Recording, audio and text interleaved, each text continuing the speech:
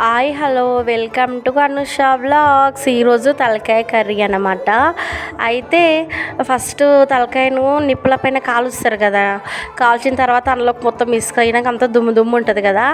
అందుకనేసి ఏం చేయాలంటే ఫస్ట్ కొంచెం పసుపు వేసుకొని వాటర్లో బాగా క్లీన్ చేసుకోవాలి. ఇంకా కడిగేసిన తర్వాత ఒక గిన్నెలోకి తీసుకున్నాను.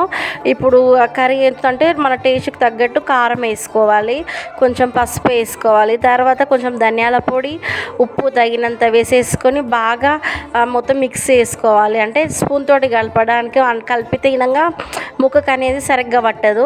అందుకే ఇట్లా చూపిస్తున్న విధంగా ఇలా కలిపేసుకున్నాం అనుకోండి బాగా పడుతుంది. చికెన్ మటన్ ఏదైనా సరే ఇట్లా చేస్తే ఇనంగా కొన్ని కొన్ని కూరగాయలు ఇట్లా అంటేనే ఇట్లా చూపించినట్టు అంటేనే బాగా కలుస్తాయి. మా అమ్మ చెప్పింది అట్లా చేస్తే బాగా కలుస్తుంది, కారం అనేది బాగా పడుతుందంట.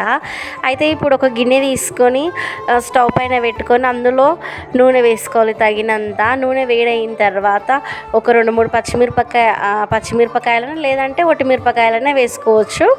ఇక్కడ నేను ఒట్టిమిరపకాయలు వేసుకున్న తర్వాత ఒక 2 పెద్ద సైజు ఉల్లిగడ్డలు కట్ చేసి అందులో వేసేసిన.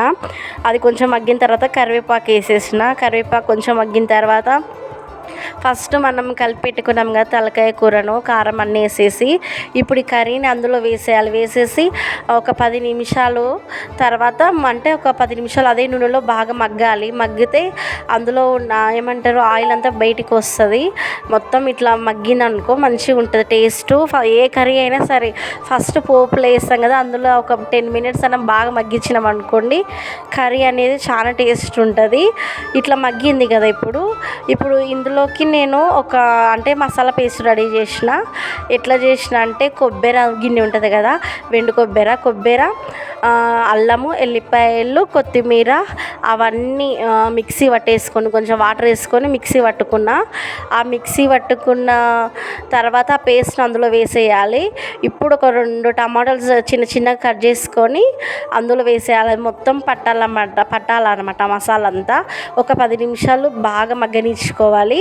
ఇప్పుడు ఆ మసాలా అనేది పేస్ట్ ఇనంగా ఉంది కదా, కొత్తిమీర పేస్ట్, ఎల్లిపాయల పేస్ట్ అనేది మొత్తం ముక్కలకు బాగా పట్టుకుంటుంది. ఇప్పుడు ఇందులో ఎసరేయాలి, అదే అండి వాటరు.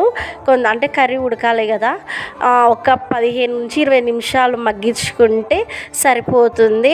అయితే మేము తీసుకొచ్చిన లేతదన్నమాట, చిన్నది అన్నమాట, పొట్టేలుది తలకాయ. అందుకనేసి నేను కుక్కర్లో కాకుండా నార్మల్గా ఇట్లా చేసేసిన. ఇంకా కర్రీ ఉడికేసింది. ఇప్పుడు కొత్తిమీర, ధనియాల పొడి వేసేసుకొని దించేసుకోవడమే.